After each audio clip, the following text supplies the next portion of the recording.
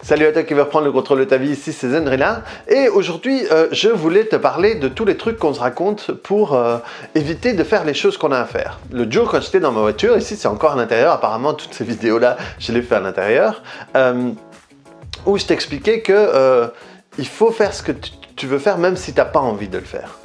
Et souvent, quand tu n'as pas envie de le faire ou que tu as peur de le faire, il y a un truc que tu vas faire, c'est que tu vas te raconter des conneries. Tu vas commencer à imaginer que ça va se passer comme ci, que ça va se passer comme ça, et qu'il y en a qui vont dire ci, il y en a qui vont dire ça, ou si tu le fais de cette manière-là, ça peut être pris. Et tu vas commencer à te faire tout un tas de films énormes sur, pour te prendre le chou. Donc ça, je l'ai déjà expliqué plusieurs fois, mais je vais le réexpliquer parce que c'est vraiment un clou super important sur lequel il faut appuyer. Tout ce brouhaha, tous ces questionnements, toutes ces conneries que tu te racontes à l'intérieur de toi, c'est ton inconscient qui veut t'empêcher de sortir de ta zone de confort. Je te rappelle que ton inconscient, il a 2 millions d'années. Il fonctionne exactement de la même manière que quand on vivait dans les grottes et qu'on était plus animal qu'humain et donc on fonctionnait sur notre instinct. Et donc à ce moment-là, si on ne sentait pas de faire les choses, on ne les faisait pas parce que ça voulait dire qu'on avait senti un danger. Et que si on sortait de la grotte, on pouvait se faire bouffer par un tigre qui avait des dents comme ça ou un type avec des cheveux longs, à poil avec une peau de léopard sur lui et une grosse massue qui allait te faire ta fête. Et on vit plus dans les grottes. Hein, la plupart du temps, les trucs qui peuvent nous arriver pour les gens qui font du contenu comme moi et tout, c'est avoir un mauvais commentaire ou pas beaucoup de likes ou des trucs du style. Ça n'a rien à voir avec ce qu'on vivait à ce moment-là. Mais ton inconscient, il fonctionne de la même manière. Ça veut dire que dès que tu vas sortir de ta zone de confort, de ta zone de sécurité, avant ta zone de sécurité, c'était ta grotte, hein, le truc que tu pouvais, le seul endroit que tu pouvais gérer, que tu pouvais gérer quoi. Sauf qu'ici, voilà, c'est complètement différent. Et donc, si tu veux avancer, si tu veux faire des choses, il faut aller de l'avant. Il faut le faire même quand tu ne le crois pas. Même quand tu t'es imaginé plein de trucs. Et surtout, je vais te donner un truc. Je vais te donner un truc auquel, si tu penses, tu vas pouvoir te rendre compte que tu peux le faire quand même.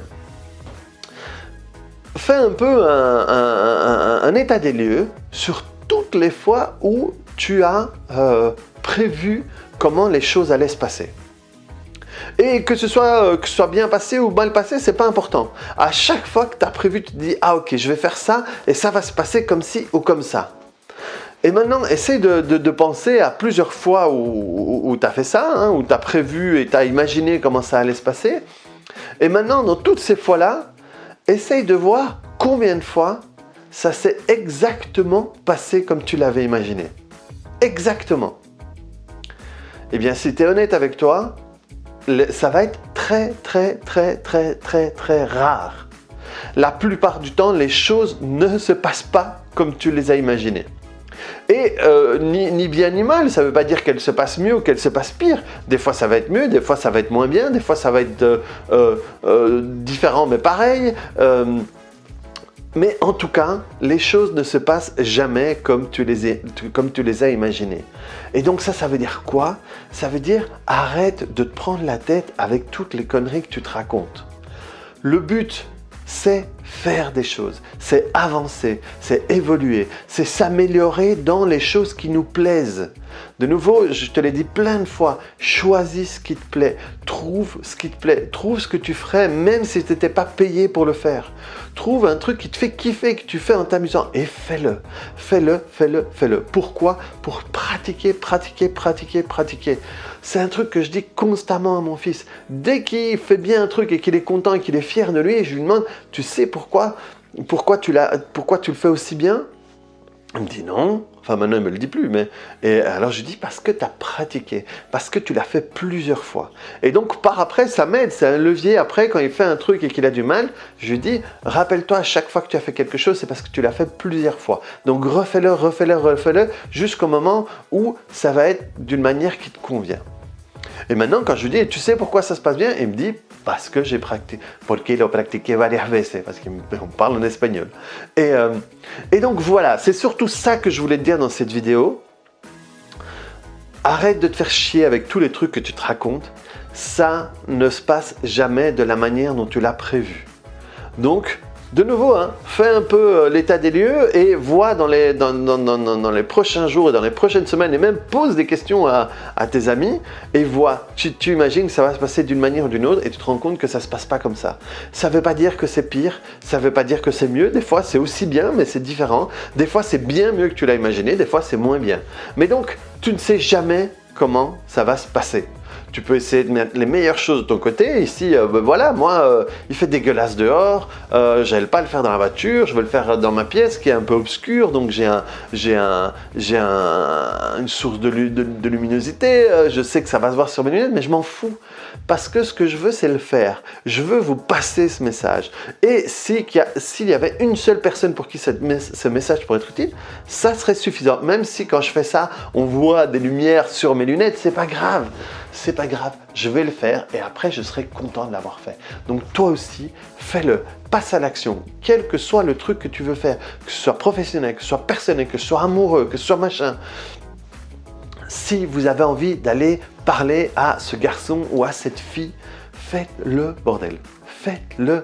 Et seulement à ce moment-là, vous allez savoir comment ça va se passer. Et vous savez, on a besoin... Le problème, c'est qu'on a besoin de s'adapter. Et pour s'adapter à une situation, on doit avoir un point d'ancrage.